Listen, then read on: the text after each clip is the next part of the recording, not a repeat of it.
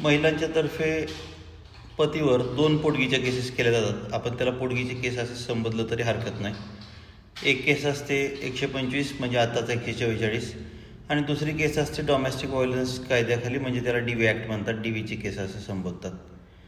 आता असं जरी त्याला काही संबोधत असलं तरी अनेक वेळा महिला एकच ड्राफ्ट बनवतात, सेम ड्राफ्ट बनवतात, परंतु हे चूक आहे. पण या चुकीचा पतीला मात्र फायदा होऊ शकतो जर त्याने पण सेम ड्राफ्ट आहे म्हणून सेम उत्तर नाही दिलं तर. कारण 125ची पोटगी आहे, सांभाळ करण्यास नकार दिला तर.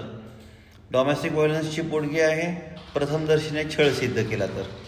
त्यामुळे 125च्या केसमध्ये तुम्ही हे दाखवायचं आहे की आम्ही सांभाळण्यास नकार दिला नव्हता. त्याचप्रमाणे डोमेस्टिक व्हायलन्सच्या केसमध्ये दाखवायचं आहे की छळ आम्ही नाही केला, तिनंच केला आहे. पीडित ती नव्हे, पीडित आम्ही आहे. याचं भान ठेवणं गरजेचं आहे.